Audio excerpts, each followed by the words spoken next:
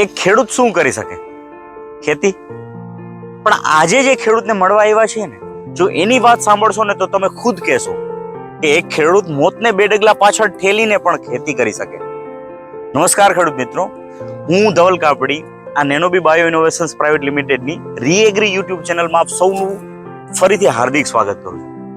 ખેડૂત મિત્રો, આજે આપણે એક એવા ખેડૂતને મળવાનું છે કે જેની જીવનનો જે સંઘર્ષ છે ને એના વિશે તમે જાણશો, અને એ સંઘર્ષમાંથી જે પસાર થઈને અત્યારે અહીંયા ઊભા છે અને જે ખેતી કરે છે એ બધું તમે જાણશો ને તો ખરેખર તમને એક જોશ મળશે, એક ઉત્સાહ મળશે, એક ઉમંગ મળશે કે નહીં, મારી આ પરિસ્થિતિ છે પણ ખેડૂત આ પરિસ્થિતિમાંથી પણ ઊભો થઈ શકે છે. તો આ વિડીયોમાં આગળ સુધી બન્યા રહેજો. નમસ્કાર ખેડૂત મિત્રો, આજે આપણે કપડવંજ આવ્યા છીએ અને જે હમણાં વાતચીત કરી હતી એ ખેડૂત છે તુષારભાઈ, અને બાજુમાં જે બેઠા છે એ ગોરધનભાઈ છે, તુષારભાઈના ફાધર છે. અને આજે આપણે જે ડિટેલમાં વાતચીત કરશું ને એમાં ખેતીની સાથે સાથે એમના જીવનના સંઘર્ષની પણ થોડીક વાત છે. કેમ કે માણસ શું કે ભાઈ બધી જગ્યાએ માણસ હારે ને પછી કઈ જગ્યાએ જઈને બેસે છે ને એનો બહુ જિંદગીનો મહત્વનો નિર્ણય હોય છે. તો આજે જે તુષારભાઈની જે લાઈફ સ્ટોરી છે એના વિશે જો આપણે વાતચીત કરશું ને તો એની અંદર એમણે જિંદગીમાં બહુ ઉચ્ચ શિક્ષણ લીધું છે, બહુ મોટા લેવલની કોર્પોરેટ જોબ પણ કરી છે કે જ્યાં એમનો મંથલી પગાર 1 લાખ થી 2 લાખ જેવો હતો એમ, અને એક સુખ ભર્યું શાંતિ સગવડ વાળું એમનું જીવન હતું.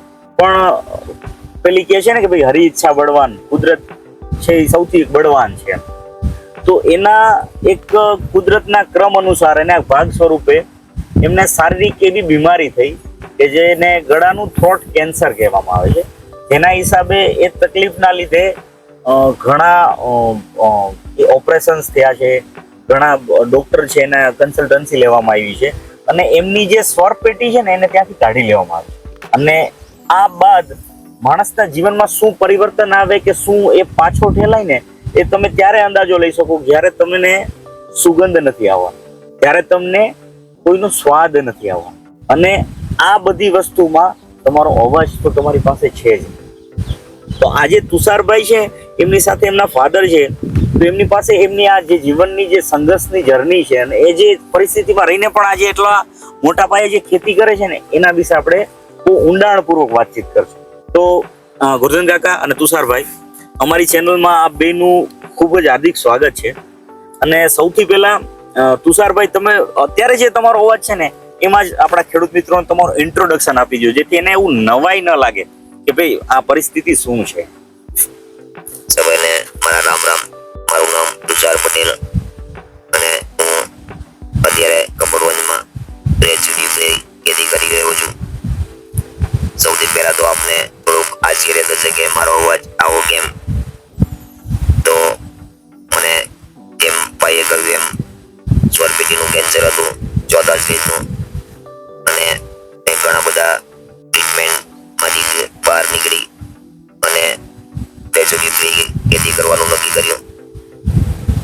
એટલે આ જે તુષારભાઈ ખેડૂત મિત્રો અત્યારે વાત કરે છે ને એ તુષારભાઈ લગભગ દુનિયાના 3જા કે 4થા વ્યક્તિ તમે છો કે જે આ કેન્સરમાં પહેલા વ્યક્તિ એવા છે કે જે દુનિયાના અંદર આ થતા રોગમાંથી આમનમ અડીખમ બાકાત ઊભા રહી અને ખુદ અત્યારે નજીક અત્યારે લગભગ 30 એકરની અંદર તમે ખેતી કરો છો, જેની અંદર ટેટી, તરબૂચ આવી બધી વેરાયટીનું વાવેતર કરે છે. 30 એકરની અંદર ડ્રીપ છે, મલ્ચિંગ છે, ક્રોપ કવર છે, અને ઘણી બધી અલગ અલગ વેરાયટી છે જે વાતાવરણને અનુકૂળ છે, કે જે માર્કેટને અનુકૂળ છે. તો એના વિશે આજે આપણે ડીપમાં તુષારભાઈ સૌથી પહેલા તો એ વાતચીત કરવી છે કે તમારા જીવનમાં આ એક કપરી પરિસ્થિતિ આવી, બરાબર? તો આ પરિસ્થિતિમાં માણસ ઘણી વખત હારીને કંઈક ન કરવાના ડિસિઝન લેતો હોય છે. જ્યારે તમે આ પરિસ્થિતિમાંથી ઊભા રહી અને ખેતી, અને એમાં પણ આટલા લેવલની એડવાન્સ લેવલની ખેતી કઈ રીતના કરો છો, આ તમને પ્રેરણા મળી ક્યાંથી? હું જ્યારે હોસ્પિટલમાં હતો ને ત્યારે ખૂબ જ કઠિન પરિસ્થિતિ હતી, કારણ કે એ વખતે મારું શરીર ઊભું થવાની કન્ડિશનમાં પણ નહોતું. પણ એ વખતે મેં હંમેશા ભગવાનને પ્રાર્થના કરતો, અને પછી મને એવું લાગ્યું કે હવે જો આમાં કંપનીમાંથી હું નીકળીશ તો મારે શું કરવું જોઈએ? એકચ્યુઅલી હું પહેલા કોર્પોરેટ કંપનીમાં જોબ કરતો હતો અને પર મંથ 2 લાખ રૂપિયાનું ઇન્કમ કરી લેતો હતો. કોર્પોરેટ કંપનીની અંદર તમે જોબ કરતા ત્યાં તમારો મંથલી પગાર, માસિક આવક તમારી 2 લાખ રૂપિયા હતી. બરાબર છે. અને પછી મને હોસ્પિટલમાં જ જે ટ્રીટમેન્ટ ચાલુ હતી એ દરમિયાન જ મને એવું થયું કે હવે મારે કંઈક એવું કામ કરવું જોઈએ કે મને પોતાને પણ ગર્વ થાય. બરાબર. અને બીજા માટે પણ હું કંઈક મતલબ સારું આ કરી એક શકું. અંદરના એવા ભાવ જ ગણી શકીએ ને કે ભાઈ તમે ત્યાં બેઠા બેઠા હિંમત હારવાની જગ્યાએ એવો ડિસિઝન લીધો કે ભાઈ જે પરિસ્થિતિમાં હું મુકાણો છું એની પાછળ જે કાંઈ પણ કારણો જવાબદાર હોય, પણ હું કંઈક હવે એવી કરીશ, એવી ખેતી કરીશ કે એવું કંઈક કાર્ય કરીશ કે જેનાથી મને પહેલા તો મારી જાત ઉપર ગર્વ થાય, અને બીજા નંબરમાં હું કંઈક એવું ઉગાડું કે જે સોસાયટી માટે સારું છે. બરાબર. ગોરધન કાકા, તમારા વિશે વાતચીત કરવી છે તો હું તમને એ સવાલ પૂછીશ કે તમારા ઘરની અંદર આવી પરિસ્થિતિ આવી અને છતાં પણ તમે તમારા પરિવારને સંભાળીને અડગ ઉભા રહ્યા છો, તો એના માટેનું તમે શું કહેશો? મતલબ તમારા એ શક્તિ વિશે શું આપણે વાતચીત કરીએ કે પરિસ્થિતિ? એક તો કોરોના કાળ હતો, 42 વર્ષની જ્યારે આવો એક વખત સાંભળીએ એટલે માણસને થોડું શોક લાગે, આઘાત લાગે. થોડો ટાઈમ તો આઘાત લાગ્યો હતો, પણ એમાંથી હવે પ્રભુને એક પ્રાર્થના કરી કે ભાઈ આમાંથી નીકળી જઈએ સારી રીતે, તો ક્યાંક સારું દુનિયા વિશે, સમાજ વિશે, કે લોકો વિશે કે ભાઈ આ થાય નહીં અને થાય નહીં એના માટે શું કરવું. તો મેં કંઈ એ કર્યું કે ભાઈ આવું કંઈક ઓર્ગેનિક વસ્તુ કરીએ. બરાબર. કે એના લીધે કે લોકોનો ફાયદો થાય. બીજું તો આપણે કંઈ કરી શકીએ એમ છીએ નહીં. એટલે અમે એક નિર્ણય લીધો કે આ કપરી પરિસ્થિતિમાં જો નીકળી જઈએ તો પ્રભુ દયાથી હળી મળી આપણે સારી એવી ખેતી કરીને સારું એવું ક્વોલિટી વસ્તુ છે એ લોકો આપી સુધી પહોંચાડો. અને લોકો સુધી પહોંચાડી ને લોકોને જેટલી મદદ થાય એટલી આપણે કરવાની. બરાબર છે. એટલે બીજી વાત ખેડૂત મિત્રો એ છે કે આજે ગોરધન કાકા છે કે તુષારભાઈ છે, એ જે અત્યારે આ ખેતી કરે છે ને, હવે આપણે એના ઉપર ચર્ચા કરી. અત્યાર સુધી વાત હતી એમના જીવન સંઘર્ષ વિશેની વાત હતી, અને અત્યારે પણ હું અત્યારે આપણે વિડીયો શૂટ કરીએ છીએ ને એ પણ બપોરના 2-2:30 વાગ્યાનો ધોમ તડકો છે અને અમે લીમડાની છાંયે બેઠા છીએ, પણ એમની જે સાહસ છે કે એમની જે હિંમત છે ને એ ખરેખર કાબિલે દાદ છે એમ કે એ આ લેવલની ખેતી કરે છે. તો તુષારભાઈ તમે હા કઈ વાંધો નહીં, પાણી પી શકો, અમે ચાલુ રાખીએ. તો કાકા મારે તમને એ પૂછવું છે કે ભાઈ આ પરિસ્થિતિની અંદર માણસ છે કે ભાઈ શું છે કે સાવચેત રહી અને સેફ રહેવા માંગતો હોય કે ભાઈ હું કંઈક એવી ખેતી કરી લઉં કે જેમાં મને 2 પૈસા મળી જાય અને મારું ઘર ચાલે, પણ તમે ટેટી, તરબૂચ, ગ્રો કવર, મલ્ચિંગ, ડ્રીપ આટલી બધી વસ્તુ કરો છો, તો આ મેનેજમેન્ટ છે એ કઈ રીતે કરો છો? મેનેજમેન્ટ એક તો પહેલું છે કે તમારે ટાઈમ ટેબલ બનાવી દેવું પડે. બરાબર છે. અને તમારે 7 થી 7 12 કલાક ખેતીની અંદર ભોગ આપવો પડે. મતલબ આને એક તમે નોકરી કે રોજગારની જેમ જોવાની વાત છે કે ભાઈ આપણે 7 થી 7 ની નોકરી જ છે. 7 વાગે નીકળી જવાનું, 7:30 8 વાગે પહોંચી જવાનું, સાંજે અંધારું થાય 7 થાય 7:30 પછી ઘરે પહોંચવાનું, ખાઈ પીને આરામ કરો. તે દરમિયાન અમે જે કઈ ખેતીના કાર્યો છે એની અંદર જેટલું કઈ પરિબળો આવતા હોય અથવા કઈ નુકસાની કરતા હોય તો અમારે તો જંગલી પ્રાણીઓ બી એટલા નુકસાન કરે છે. પણ અમે ખેતરમાં ચક્કર મારતા હતા ને ત્યારે એ જોયું હતું કે આપણે સેટેલાઇટની બહુ તકલીફ વધારે છે. એટલે જંગલી જાનવરો સામે લડવાનું છે, કુદરતી આફતો સામે લડવાનું છે, કુદરતી પરિબળોનું, પછી આ જે બગાડ કરતા હોય પશુ પક્ષી એની સાથે પણ રક્ષણ મેળવી અને એની સાથે સંઘર્ષ કરીને ક્યાંક મેળવવાની બરાબર અપેક્ષાએ મહેનત કરવાની. બરાબર. એટલે અલ્ટિમેટલી આપણે એવું જ કહી શકીએ કે ભાઈ મહેનત કરી લેવી છે, પૂરેપૂરી કરી લેવી છે, મહેનત પૂરેપૂરી કરવાની. બરાબર છે. તો હવે એનાથી એક સ્ટેપ આગળ આલીએ તો આ જે જમીન છે 30 એકર છે એમાં તમે મોસ્ટ ઓફ ટેટી અને તરબૂચ વાવો છો, બરાબર છે? અને એમાં જે સિઝનને અનુકૂળ છે કે ભાઈ ચોમાસામાં વવાતી હોય વેરાયટી ત્યારે વવાય છે, ઉનાળાની અંદર જ તરબૂચ કરો છો, તરબૂચ પછી કરતા નથી. અને અત્યારે આ જે બધી વાવેતર છે તો આનું જે ઉત્પાદન આવે છે એ તમે ક્યાંય યાર્ડની અંદર આપો છો, કોઈ વેપારીને આપો છો, કોઈ ડાયરેક્ટ કન્ઝ્યુમરને આપો છો, શું છે? હું છે ને જ્યારે મેં કોર્પોરેટ કંપનીમાંથી અહીં આવીને ખેતી ચાલુ કરી તો જે હું વિચારો લઈને આવ્યો હતો એ તદ્દન ઉલટા હતા. બરાબર. કેમ કે ત્યારે તમને ખેતીમાં કઈ ખબર નહોતી. અને મને એવું હતું કે આટલું ઉત્પાદન મળી જાય અને હું આ રેટમાં હું હા એટલે ઓલા ચોપડા ઉપર બધા આંકડા વ્યવસ્થિત ખાલી બેસી ગયા હતા, પણ પ્રેક્ટિકલ કંઈક સામે અલગ જ પિક્ચર હતું એમ. એટલે હું છે ને જેમ જેમ આગળ વધતો ગયો એમ બધું સમજાતું ગયું. ધીમે ધીમે વસ્તુ શીખતા ગયા સ્ટેપ બાય સ્ટેપ. પણ સાચી વસ્તુ કહું ને તો શરૂઆતમાં અમે ખોટ જ કરી દીધી. આ જમીનની તો તમે નુકસાની કરેલી છે. પણ હવે એવી જગ્યાએ પહોંચી ગયા કે મારે યાર્ડમાં માલ નથી આપવો પડતો. બરાબર છે. એટલે તમારો કસ્ટમરનો એક બેઝ બની ગયો છે કે હવે તમારું જે ઉત્પાદન છે એમાંનું મોટા ભાગનું ઉત્પાદન છે એ તમારા કસ્ટમર પાસે જ રિટેલ ભાવે તમે વેચો છો, એટલે તમને 2 પૈસા સારા ભાવ મળી શકે છે અને એ લોકોને એક કેમિકલ ફ્રી ઉત્પાદન ખાવા માટે મળે છે, ટેટી ને તરબૂચ. એટલે એક ખેડૂત મિત્ર આ પણ આપણે તુષારભાઈ પાસેથી એક શીખવા જેવી વસ્તુ છે કે આપણા ખેતરની અંદર જે પાક ઉગે છે એને વેલ્યુ એડિશન કરી અને સીધા જ ગ્રાહક સુધી જો લઈ જઈએ ને તો પણ આપણે 2 પૈસાની વધુ સારી આવક થાય. આમાં અમારી ચેનલ ઉપર એક દિનેશભાઈ ટીલવા છે, બહુ સારા વ્યક્તિ છે, એમનું એક પોડકાસ્ટ છે, એના વિશે પણ તમે કદાચ જોજો નિરાતે તમારી પાસે ફ્રી ટાઈમ હોય તો, કે એની અંદર ખેડૂતને ખરેખર કઈ રીતના વેલ્યુ એડિશન કરી અને પોતાના જ ઉત્પાદનને કઈ રીતના ડાયરેક્ટ ગ્રાહક સુધી લઈ જાવ અને આપણા પ્રોડક્ટનું કઈ રીતના એક ગ્રાહકનો વર્ગ ઊભો કરવો, એ પણ એક બહુ જાણવા જેવી વસ્તુ છે જે ખરેખર ખેડૂતે કરવી જોઈએ. ભલે ધીમા પાયે કે નાના પાયે શરૂઆત કરી પણ કરવી જોઈએ. બીજું તુષારભાઈ હું તમને પૂછીશ કે તમને પેલા ખેતીનો અનુભવ તો કઈ હતો નહીં, બરાબર?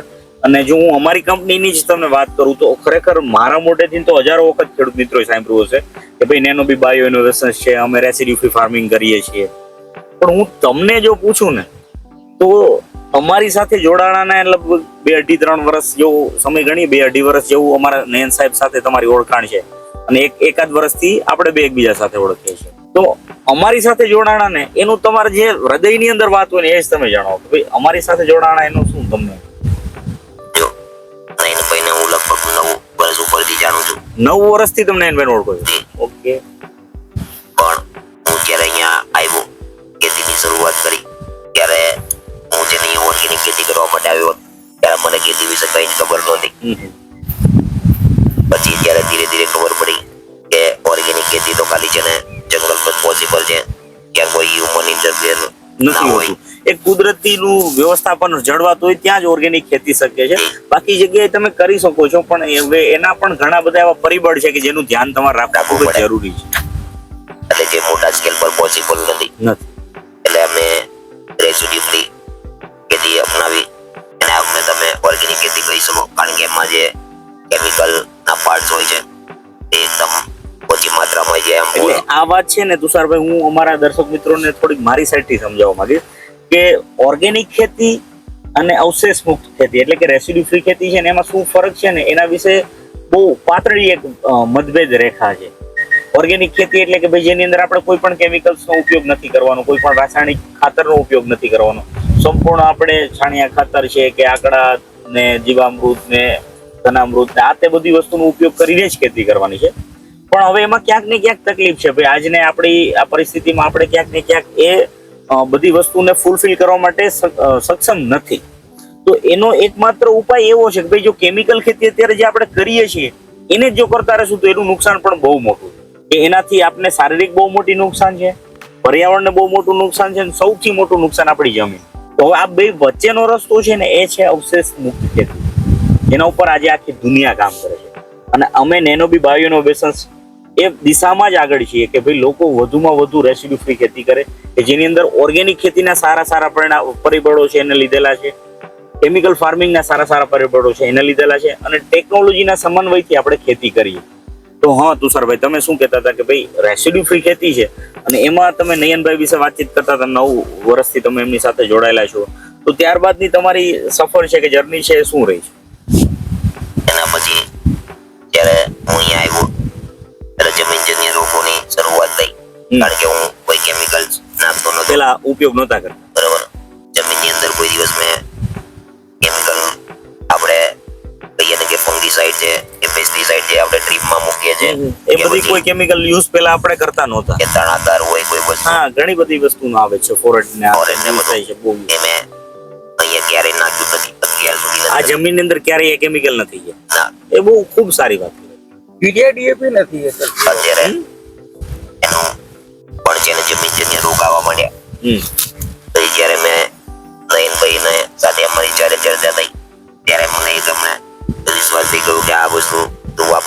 હમ.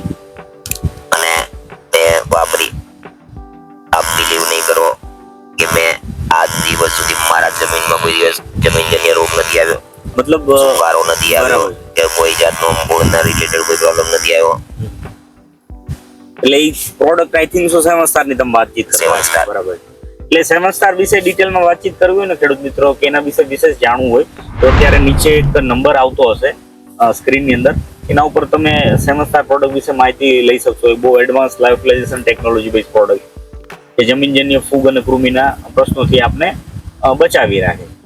તો બીજું તુષારભાઈ હું તમને કહું કે અત્યારે આમાં તમે એ વ્યવસ્થા કઈ રીતે કરો છો કે ભાઈ આખા વર્ષમાં તમને મોસ્ટ ઓફ ટાઈમમાં ટેટી તો મળતી જ રહે, તરબૂચ ચાલો એક ઉનાળુમાં જ મળે, પણ તમે રાઉન્ડ ધી સિઝનમાં દાખલા તરીકે હું અત્યારે જોઉં તો પાછળ એક જગ્યાએ હાર્વેસ્ટિંગ ચાલુ છે, એક જગ્યાએ 15-20 દિવસ પછી ઉતરવાની છે, અને આ 2 પ્લોટમાં અત્યારે વાવેતર થઈ ગયું છે. તો આ વ્યવસ્થા પણ છે એ કઈ રીતના, મતલબ એ કઈ માર્કેટની ડિમાન્ડને તમે સમજીને કરો છો? આ 4 વર્ષ તમે ઠોકર જ ખાધી છે. એટલે આ ઠોકર માંથી શીખાય એવું કઈ શકાય? ઠોકરમાંથી આપણે ડીલ શીખ્યા કે બરાબર. બધું એક સાથે નથી વાવેતર કરતો. હું છે ને ટુકડા વાવેતર કરવાનું ચાલુ કર્યું આ વર્ષથી.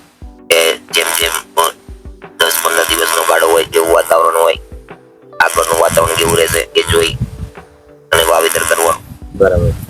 અને વેરાયટી પણ એના અનુકૂળ જ આપણે સિલેક્શન કરીએ છીએ. બરાબર. શિયાળામાં અલગ વેરાયટી હોય, ઉનાળામાં અલગ હોય. બરાબર છે.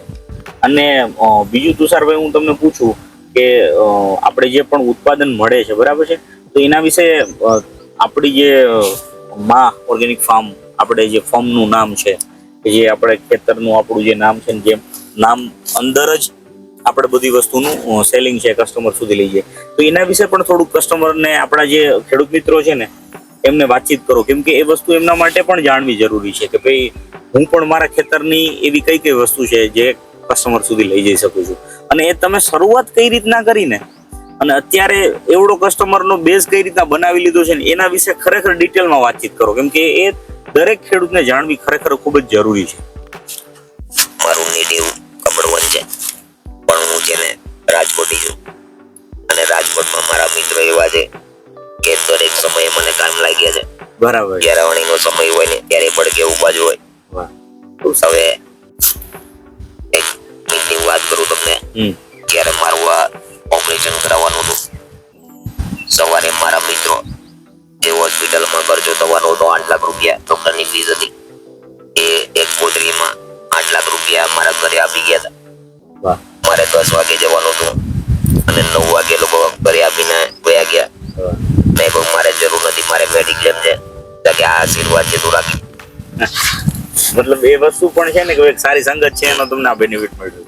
એટલે મારું મિત્ર સર્કલ અને આપણું રાજકોટમાં, સૌરાષ્ટ્રમાં બધા ખૂબ સારા વ્યક્તિઓ છે, એકબીજાને મદદ કરવા વાળા છે.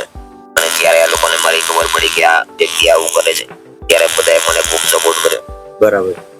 અને મારું ખાલી છે ને વોટ્સએપ ગ્રુપમાંથી અહીંયાથી હું કઈ વસ્તુ મોકલું છું, તરબૂચ, તો લગભગ 3-4 કલાકમાં આખી ગાડી ત્યાં ગાડી આખી સેલ આઉટ થઈ જાય, કેમ કે જનરલી તમે ડાયરેક્ટ કન્ઝ્યુમર સાથે જોડાયેલા છો, જે વ્યક્તિ ખરીદનાર છે એની ડાયરેક્ટ તમે જોડાયેલા છો, અને એ શરૂઆત છે એક મિત્ર સર્કલ થી ચાલુ થઈ હતી, અને એમાંથી પછી રેફરન્સ કે ભાઈ હું તુષારભાઈ પાસે જ લઉં છું, તમે પણ લેજો, એવી રીતના ધીમે ધીમે ચાલુ થયું. અત્યારે બહુ બેનિફિટ મળતો ગયો.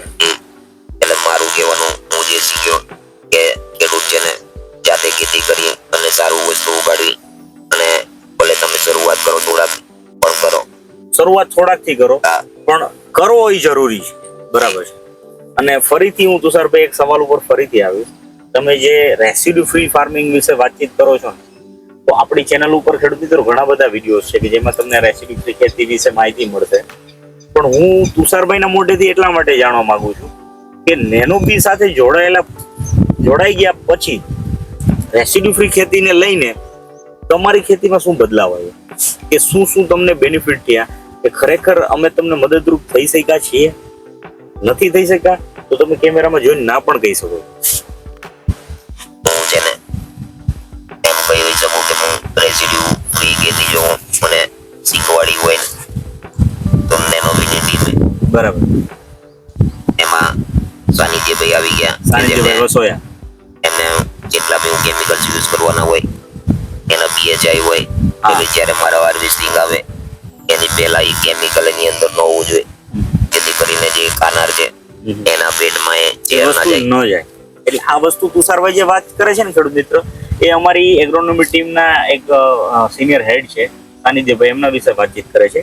એટલે તુષારભાઈ નું કહેવાનું એમ છે કે એમને જ્યારે પણ કોઈ પણ કેમિકલ છે એમના ટેટીના પાકમાં યુઝ કરવાનું છે, કે કોઈ પણ ફંજીસાઇડ ઇન્સેક્ટિસાઇડ નો સ્પ્રે મારવાનો છે, ત્યારે એ પહેલા પૂછી લે કે ભાઈ આ દવા હું મારીશ તો એ પ્રોબ્લેમ આવે તો બી પૂછીએ. હા પ્રોબ્લેમ આવીએ તો પણ પૂછી, અને એ જે મારવાનું છે તો એના અવશેષ છે એ ક્યાં સુધી જમીનમાં રહેશે, ક્યાં સુધી ફ્રૂટ ઉપર રહેશે, એની માહિતી તમને એક તો અમારી ટીમ પાસેથી મળે છે પ્રોપરલી. અને જમીનજન્ય રોગ હોય કે બીજા કંઈ પણ તમારા મનમાં ડાઉટ હોય ખેતી રિલેટેડ, એના દરેક પ્રશ્નનો જવાબ મને ત્યાંથી મળી રહે છે. ખૂબ સરસ. એટલે તુષારભાઈ જેમ વાત કરીને ખેડૂત મિત્રો, એમ અમારું એઝ અ નેનોબી બાયો ઇનોવેશન એક ફોકસ એ હોય છે કે ભાઈ મેક્સિમમ લોકો, વધુમાં વધુ લોકો છે એ રેસિડ્યુ ફ્રી ફાર્મિંગ કરે. એ શું કામે? કેમ કે ભાઈ જે ખેતી આપણે કરવાની છે ને, તો એ આવનારા ભવિષ્યને કે આવનારી પેઢીને કે અત્યારે જે ખાનારો વર્ગ છે ને, એ બધા વસ્તુને વિચારીને ખેતી કરવાની છે. એટલે અત્યારે આપણે આંધળી દોટમાં મૂકી અને અઢળક કેમિકલ્સ વાપરીએ છીએ, તો એ ક્યાંક ને ક્યાંક ફરીને આપણા સુધી જ આવવાનું છે. અને એન કેન રીતે આપણે નુકસાની પણ મળશે અને નુકસાની કુદરતને પણ મળશે. એટલે એ ન થાય ને એના માટે અમારું સતત એક કાર્ય એવું હોય છે કે ભાઈ લોકોને ખેતી કરવામાં જે અડચણ ઊભી થતી હોય, જે સમજાતું નથી, કોઈ દવા, ખાતર, બિયારણ, જમીનની પરિસ્થિતિઓ, વાતાવરણની પરિસ્થિતિઓ, કોઈ રોગ જીવાત છે, તો એ ન સમજાતી વસ્તુ માટે અમારી એગ્રોનોમી ટીમ છે જે એમને ઘરના સભ્યની જેમ સમજાવે છે, નહીં કે કોઈ કંપનીના સ્ટાફની જેમ. તમે અમને તમારું નામ કહો, તમારું ગામ કહો, તમારો પાક કહો, અને એ પાકમાં તમને જે અત્યારે પ્રોબ્લેમ આવ્યા છે એના મને 2-3 ફોટોસ તમે મોકલી દો છો આ નંબર ઉપર. એટલે અમારી ટીમ છે એ શું કામે આવ્યું છે, એ કઈ રીતના થયું છે, એ શું ધ્યાન રાખીએ તો ન થાય, અને હવે એમાંથી બહાર કઈ રીતના નીકળવું એ પણ નુકસાની વિના. તો આ બધી વસ્તુ તમને 1-to-1 કનેક્ટ થઈને ફોનમાં સમજાવશે. જ્યાં સુધી એ પરિસ્થિતિમાંથી, એ રોગ જીવાતમાંથી કે સુકારામાંથી તમે બહાર નહીં નીકળો ત્યાં સુધી અમારી ટીમ તમારી સાથે કનેક્ટ રહેશે. તો આ કામ છે એ અમારું મેઇન ફોકસ હોય છે. એના અંતર્ગત પછી અમે પ્રોડક્ટ્સ છે કે બીજી જે કંઈ પણ ભલામણ આપતા હોય છે એને તમારે અનુસરવાની હોય છે. પણ મેઇન આપણું ફોકસ એ હોય છે કે તમારી જે કંઈ પણ ખેત પ્રોબ્લેમની પરેશાની છે એમાંથી તમને કોઈ પણ નુકસાની વિના બહાર કાઢો. અને બીજું ટેલિફોનિક તો મળે છે ગાઈડન્સ, પણ જે અહીંયા વિકાસભાઈ છે, વિકાસભાઈ ચૌહાણ છે, ફિલ્ડ વિઝિટ કરે છે અહીંયા મારે ત્યાં રેગ્યુલર આવે, દરેક ફિલ્ડમાં એ મારી સાથે વિઝિટ કરી કોઈ પ્રોબ્લેમ મને ના સમજાતો હોય એ પોતે એમાં ધ્યાન આપી જોઈએ, એટલે ગાઈડન્સ મળે. હા, એટલે સ્વાભાવિક છે કે એક વિકાસભાઈ ચૌહાણ જે અમારા ફિલ્ડના અહીંના જે સાહેબ છે એ પણ રેગ્યુલર અહીંયા ફિલ્ડ વિઝિટ કરે છે.